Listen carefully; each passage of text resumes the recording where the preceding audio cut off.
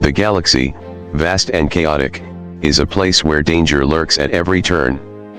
Stars burn bright, planets spin in endless orbits, and countless beings, most of them hostile, inhabit its reaches. That's the truth, but the universe, in its infinite unpredictability, has a way of drawing in even the most unsuspecting souls. For someone like me, a simple captain of an underpowered freighter drifting at the edges of known space, the void was supposed to be a place of solitude. But nothing about this day felt ordinary. I had no business being out here, far from the beaten paths of civilized space. The outer rim was as distant as it gets, and the uncharted systems even further. Yet, there I was, pulled by something I couldn't explain. A distress signal, a garbled mess of static and broken words, filtered through my ship's frequencies. A voice, distorted and frantic, repeated a single, haunting word: hide. Hide. Hide. Every part of me told me to ignore it, to keep my course, to avoid what could be a trap. But sometimes, the universe has a way of testing us. Maybe it was the silence of the stars, or maybe it was fate, but I couldn't just turn away. I followed the signal, unsure of what I'd find. It led me to a small, forgotten moon orbiting a dead planet, bleak, uninhabited, seemingly abandoned. I wasn't prepared for what I encountered. An unknown ship, drifting in silence, its hull battered and lifeless. My sensors couldn't detect any life signs aboard. But there was something about it that felt wrong. As I docked and stepped aboard, my heart skipped a beat. It wasn't a spaceship, it was a wreck, a metal carcass, empty except for the strange, unexpected sight that awaited me. There she was. A girl, small, fragile, sitting in the wreckage, her clothes torn, her face dirted, her eyes wide with exhaustion. But it wasn't her appearance that stopped me. It was her eyes, those eyes that held an inexplicable strength. I couldn't explain it, but I knew right then, this wasn't just another lost soul. "You came," she whispered, as though she couldn't believe it herself. Her hair was wild, a shimmering silver that caught the dim light, almost glowing. She could have been anyone. But I couldn't shake the feeling that she was someone important, someone caught in a story far bigger than either of us. I approached cautiously, scanning for any signs of deceit. But she wasn't armed, nor was she a threat. She was just there, in this broken ship, alone in the void. "Who are you?" I asked, my voice steady, but something gnawed at the edge of my words. There was no reason to get too involved.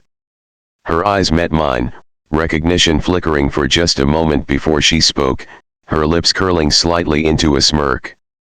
"Aren't you going to ask if I'm from a royal family or some galactic empire?" I raised an eyebrow, taken aback. "You're from an empire." Her eyes sparkled with a mix of mischief and something darker. "Well, I guess I am now." As I helped her to her feet, the weight of her words settled over me. This wasn't a typical distress call. This wasn't some stranded traveler or a refugee from an unknown world. There was something more here, something hidden behind her fragile appearance and cryptic words. "You're not who you claim to be, are you?" I asked quietly, unable to shake the feeling that this encounter was just the beginning. She hesitated, her gaze searching mine, before she whispered, "I am, but I'm not. Not anymore." "What do you think? What secrets do you think she's hiding? Let me know your thoughts. I'd love to hear what you think about her mysterious past." The silence in the cockpit was almost suffocating. The soft hum of the ship's engines was the only sound as we sped through the vast expanse of space, the stars blurring into streaks of light. I couldn't shake the feeling that something wasn't right. Every time I glanced at her, I felt like I was missing something. She sat quietly, her gaze lost somewhere beyond the confines of the cockpit, her silver hair catching the dim light in a way that almost made her seem ethereal. But the more I tried to piece together who she was, the less I understood. We had made our way to the nearest star system, a remote cluster of planets, most of which were inhabited by small, independent colonies. The system was far from the prying eyes of the galactic powers, tucked away in the shadows of the outer rim. It seemed like the perfect place to lay low for a while, to give ourselves a moment to breathe without the constant threat of being hunted down. I had hoped that whatever trouble she was running from, the authorities wouldn't be able to find us here, at least not for a while. But of course, fate had other plans.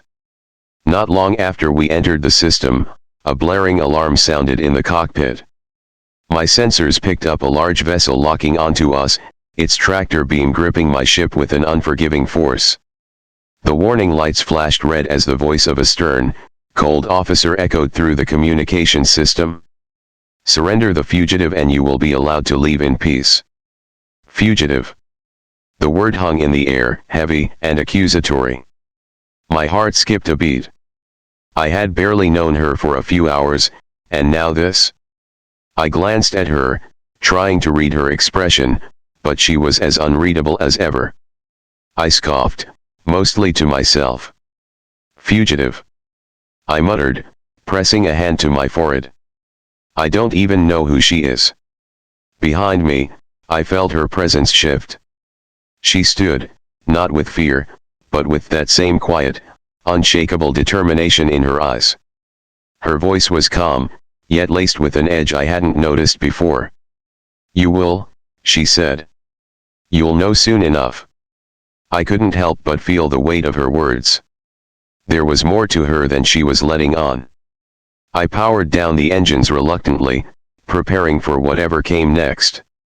But my mind raced with questions. Who was she really? What kind of life had she led that was now forcing her to run for her life? I turned in my seat, meeting her gaze directly. She didn't flinch, but there was a flicker of something in her eyes, something that made me want to press for the truth. "What's your real name?" I asked, the curiosity almost unbearable. For a moment, she hesitated. Her eyes darted to the console, then back to me, as though weighing whether she could trust me with whatever it was she was about to say. The silence between us stretched, thick with the unspoken.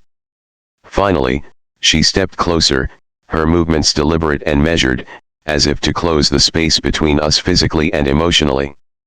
Her voice dropped to a near whisper, and I could feel the weight of her words, as though she were revealing something that could change everything. "My name is Alira," she began, her eyes never leaving mine. "I was once a queen." The words hit me like a sudden crash, a revelation so heavy it almost knocked the air from my lungs. A queen? I didn't know what to say, or if I should even respond. Everything I thought I knew about her shifted in an instant. She wasn't just some girl from a distant world. She wasn't just a survivor. She had ruled, commanded, held power in her hands, and now she was a fugitive, hunted by forces I couldn't even begin to understand. Alira, once a queen. The weight of her past was written in the tension in her shoulders, the guarded look in her eyes. I could sense that this revelation wasn't just a name, it was a confession, a burden she had been carrying alone. Whatever had brought her to this point, I knew it wasn't over. Her enemies were out there, and they wouldn't stop until they found her. I swallowed, trying to process the enormity of what she had just said. But before I could ask more, the sound of the tractor beam tightening around us filled the cockpit, snapping me back to the reality of our situation. We weren't safe. Not yet. The Game of Thrones she had once played was far from over. And whether I liked it or not, I was now caught in the middle of it. What do you think of Alira's past? What do you think happened to her kingdom, and why is she on the run? Let me know what you think in the comments. The ship that appeared from the void of space was a nightmare of metal and power. It wasn't just any warship, it was one of the royal fleets, a colossal behemoth that seemed to dominate the very stars around it. The hull gleamed with dark efficiency, its massive size dwarfing my freighter. I could feel the weight of its presence pressing against me, a silent reminder of just how small and insignificant I had become in the face of such power. There was no escaping now. The tractor beam locked us in place with an unyielding grip, and the towering warship loomed in the distance, its engines pulsing with a rhythmic, almost predatory beat. Every instinct screamed at me to run, to flee into the depths of space, but I knew it was pointless. This was a force I couldn't outrun. We were trapped. Yet, as I glanced over at Alira, I saw no fear. No sign of panic or uncertainty. She stood at the edge of the cockpit, her posture upright and dignified, as though this entire situation was something she had anticipated and could handle without breaking a sweat. She wasn't the fragile, scared girl I had first met. Something had changed in her, a shift I couldn't quite put my finger on. She wasn't just a fugitive anymore. She was a force unto herself. "Prepare to board," came the cold, detached command over the intercom. The voice was crisp and professional, devoid of any emotion, but the weight of the words made it clear that there was no room for negotiation. The soldiers were coming, and there was nothing I could do to stop them. I reached for my blaster instinctively, my heart pounding in my chest. But just as the crew began to descend toward us, something unexpected happened. Alira stepped forward, her expression shifting from calm to something else entirely. A fire sparked in her eyes, a fire I hadn't seen before. It was the fire of someone who had faced this exact moment countless times and knew exactly what to do. She lifted her hand, and with a single word, a command that seemed to echo through the very air around us, everything froze. No. The effect was instantaneous. The soldiers halted, their movements faltering as if an invisible force had swept over them. The once imposing sound of boots on the metal floors stopped. The room seemed to hold its breath, and I couldn't help but stare in shock. How had she done that? I glanced at her in confusion. What's going on? My hand was still on my blaster, but I was starting to wonder if it was even worth drawing it. Alira's gaze never left the doorway as she spoke, her voice calm, but laced with a power that was impossible to ignore. "This is my ship now." Her words were simple, yet they carried the weight of 1,000 battles. And in that moment, I felt the air change. The lights flickered once, then dimmed, casting the cockpit in a muted, ominous glow. The eerie silence that followed felt like the calm before a storm, heavy, oppressive. The soldiers outside hesitated, their uncertainty palpable. I could hear them muttering among themselves, their movements slow and unsure. And then, just like that, they turned. Retreating. I couldn't believe my eyes. The crew of the Royal Fleet trained soldiers, ready to board and seize whatever they sought, had turned tail and disappeared into the shadows of the ship. What the hell just happened? I asked, my voice barely above a whisper. I couldn't comprehend what I had just witnessed. One moment, we were facing certain capture, and the next, the enemy was retreating like they had been commanded to by a higher power. Alira turned to me, her lips curling into a small, bitter smile. "I gave them a reason to fear me once," she said softly, her eyes distant, as though remembering something long buried. "And I will do it again." There was so much unsaid in that statement. It was as though she was tapping into a past that had shaped her into the person she had become. A queen, once, who had commanded respect and fear, who had been more than just a ruler, but a force that had made empires tremble. Now, as a fugitive, she was still capable of that same power, though in a far more subtle, terrifying way. I couldn't help but feel a chill run down my spine. The moment of victory was short-lived, but it was enough to remind me that Alira was not just some stranded girl in need of rescue. She had a history, a legacy, and the weight of that legacy was not something I could begin to understand. As I processed everything that had just happened, I realized that I had just been given a glimpse into something far bigger than I had ever imagined. Alira wasn't just running from the past. She was living it, and maybe, just maybe, I had just become a part of it. What do you think of Alira's power? Do you think there's more to her abilities than we've seen so far? I'd love to hear your thoughts. Leave a comment and let's discuss. The ship was quiet again, the kind of stillness that feels heavy, like the calm before a storm. In the heart of the vessel, the galley was a hollow echo of what it once was, a place where luxury and wealth had been served in every shining surface and intricate design. But now, the polished walls were covered in a thin layer of dust, the once glimmering chandeliers dim and forgotten. The grandeur had faded with time, as had the warmth of its former purpose. Now, it was nothing more than a quiet space where the past clung to the air, and we sat across from one another, surrounded by the remnants of a life long gone. Alira didn't seem to care for the decay that surrounded us. Her eyes were distant, focused on something far beyond the walls of this abandoned ship. She sat straight, as though her posture alone could demand respect. The silence stretched between us, but it was a comfortable one, almost like we were both waiting for the other to speak, each of us holding pieces of a story we hadn't fully shared yet. It was she who broke the silence first, her voice soft but laden with the weight of her past. "I'm not the person I used to be," she said, her words quiet, yet somehow heavy. There was a sorrow in her tone that surprised me. The rebellion didn't just take my throne. They took everything from me. She stared down at her hands, as though she could still feel the cold grip of betrayal on her skin. The words hung in the air between us, heavy with the unspoken truth that she wasn't just a queen in exile, she was someone who had lost more than power. She had lost an entire world, a history, a future.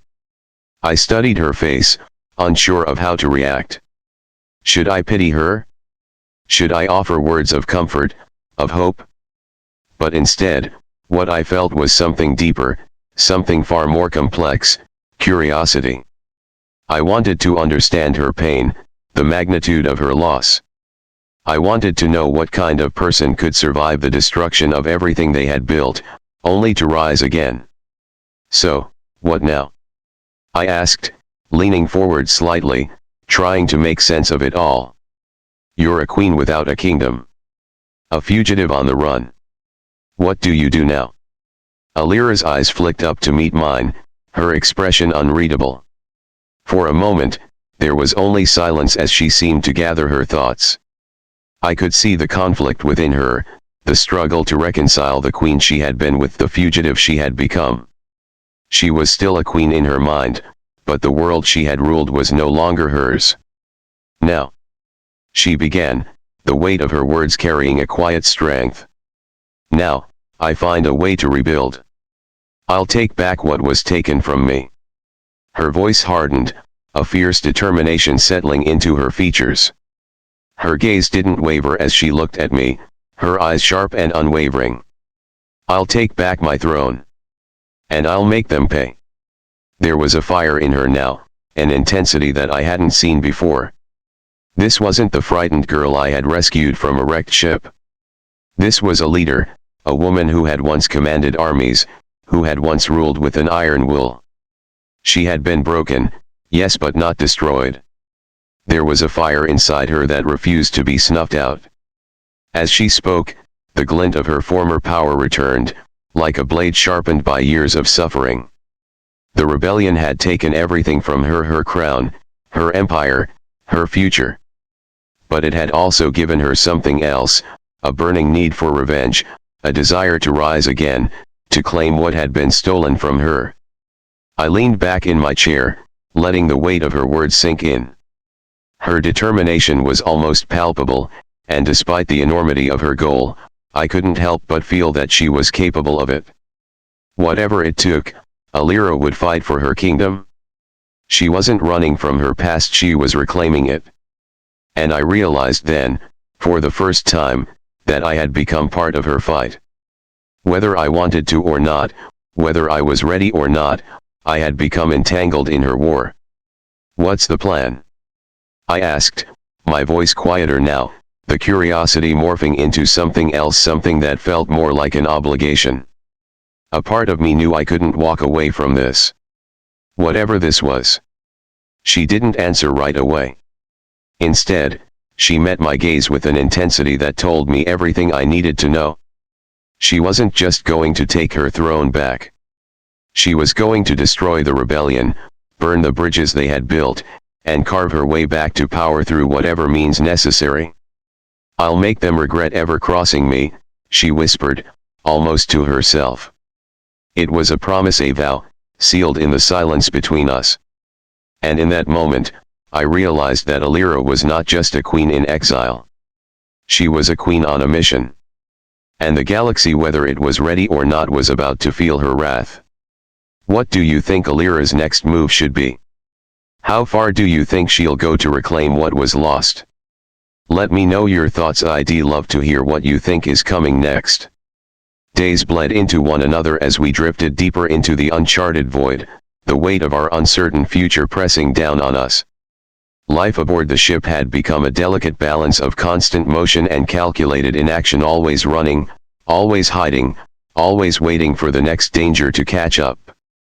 Alira had always been one step ahead, predicting every move with unsettling precision. Each encounter with the enemies who hunted us only revealed more layers of her strength, her tactical brilliance, her ability to stay calm under pressure, her ability to survive. She was becoming a force of nature before my eyes. I had seen her rise from the ashes of a fallen queen, but now, I was witnessing the rebirth of a ruler, a woman not only bent on reclaiming her throne but doing so with a purpose that sent chills down my spine. As the days wore on, we continued to evade capture, weaving our way through the dark corners of space. Every time the threat of the rebellion's forces grew closer, Alira showed me something new, a move, a trick, a hint of her former power that left me in awe. Whether it was her ability to manipulate people, her skill in combat, or her cold strategic mind, I had begun to understand that there was much more to her than the girl who had whispered about revenge.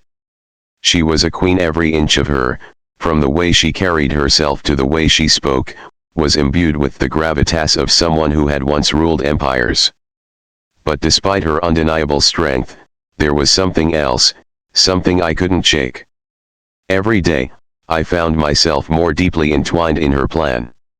Her war wasn't just hers anymore. It was becoming mine too.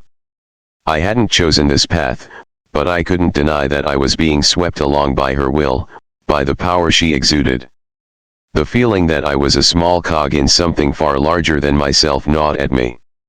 I didn't know where this journey was headed, what the end game was, but I was in it now. And there was no turning back. One evening, the two of us found ourselves alone in the observation deck, staring out at the endless sea of stars. The ship hummed quietly around us, a constant presence in the stillness of space.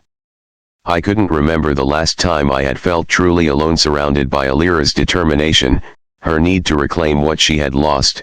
It seemed like there was no room for anything else. For a long while, neither of us spoke. We simply watched the stars streak by, lost in our thoughts. But then, just as the weight of everything between us became too much, Alira turned toward me. Her eyes glinted in the dim light, sharp and calculating as always, but there was something softer now. A hint of something I couldn't quite read. "You know," she said slowly, breaking the silence, "I never expected someone like you to be so helpful." I raised an eyebrow, half suspicious, half amused by her sudden shift. "And what's that supposed to mean?" A small smile tugged at the corner of her lips, a smile I had never seen from her before. It was genuine, free of the bitterness and hard edges that usually defined her expression. There was something almost human in it. "You're not afraid of me," she said, her voice light, almost teasing. I chuckled, not sure whether she was serious or just trying to gauge my response. "Should I be?" Her smile faded, and for a moment, I thought I saw a flicker of something deeper in her gaze, a vulnerability, perhaps, or the weight of everything she carried. She stepped closer, her presence suddenly overwhelming in a way I hadn't expected. "No," she replied, her voice soft yet firm. "But you might want to be afraid of what happens next." The words hung in the air between us, heavy with the gravity of their meaning. There was no fear in her voice, only the cold certainty of someone who had seen the destruction she was capable of. Someone who had been betrayed by the very forces she had trusted, who had lost everything, and now, was determined to take it all back. Her gaze hardened, the fire I had come to recognize reigniting in her eyes. The rebellion thinks they can destroy me, erase everything I built. But they're wrong. I'll burn their world down if I have to, I'll tear everything apart to get what's mine. It wasn't a threat. It was a promise. In that moment, I realized that Alira wasn't just planning her return to power. She was preparing for war, a war that would change everything. And I was no longer just a passenger on this journey. I was part of it, whether I liked it or not. Are you ready for that? I asked, suddenly aware of how deeply entangled I had become in her plans. To burn it all down. Alira's eyes met mine, and for a brief moment, I saw the weight of her decisions. The cost of everything she had lost. But then, her expression steeled once again, and she nodded. I have to be. What do you think Alira's next move will be? What's your take on her relationship with the protagonist so far? Let me know what you think. I'd love to hear your predictions. In the end, it wasn't the rebellion that brought Alira back to power. It wasn't the soldiers who rallied behind her, or the great fleets she had once commanded. It wasn't the vast web of politics or secret alliances that she had carefully woven in the shadows. No, it was something simpler, a quiet, unassuming act of kindness that changed the course of everything. We had been hiding out on a backwater planet, far from the prying eyes of the galaxy.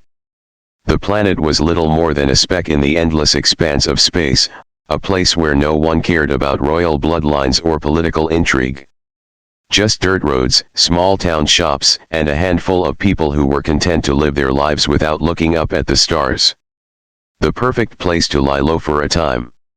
One afternoon, while the ship was docked on a dusty moon orbiting the planet, I found myself rummaging through the tiny galley. The supplies were meager, and I wasn't exactly a master chef, but there was enough for me to put together something simple. I had managed to bake a few cookies, nothing fancy, just basic ingredients: flour, sugar, a dash of whatever spice I could find. But it was something I had made with my own hands, something I could offer in a time when everything else felt so uncertain. I walked over to where Alira was sitting, looking out at the barren landscape through the ship's window, her eyes distant. She had always been so composed, but there was an underlying tension to her, something that never fully went away. The weight of her past, her plans for the future, the responsibility of rebuilding her empire, it all seemed to press down on her shoulders. Here, I said, offering her the cookie, my tone light. I didn't have much, but I thought you might like something comforting. She looked up at me, startled, then glanced down at the cookie. For a moment, she said nothing, just studying the simple gesture. And then, unexpectedly, she let out a soft, genuine laugh. The sound was foreign to her, light and free, and it caught me off guard. "You're a strange one, Captain," she said, her eyes twinkling with amusement. I smiled, shrugging with mock modesty. "I try." The cookie, in its humble simplicity, had broken through the walls that Alira had built around herself. There was something about it, something about the act of offering her a small piece of comfort in the midst of everything that seemed to reach her in a way that no grand plan or battle strategy ever could. It wasn't just a cookie. It was a moment of humanity, a connection that went beyond the role she had been forced into, beyond the title of queen and fugitive. It was a quiet, shared moment where we were just two people trying to make it through the chaos of the universe. And then, as I watched her eat the cookie, I realized something I had been too blind to see before. This wasn't just a story of survival. It wasn't just about hiding from the past, evading enemies, and staying one step ahead of the rebellion. This was something far more profound. It was about rising from the ashes of what had been lost, about creating something new from the ruins of an old empire. Alira wasn't just rebuilding her kingdom, she was rebuilding herself, and she wasn't doing it alone. The journey we had embarked on, the risks we had taken, the battles we had fought, none of it was done in isolation. Together, we had started to build something new, a foundation for a future that none of us had expected. A future that wasn't defined by the throne she had once lost, but by the relationships she was forging in the present. As Alira looked up from her cookie, her eyes meeting mine, there was something different in her gaze.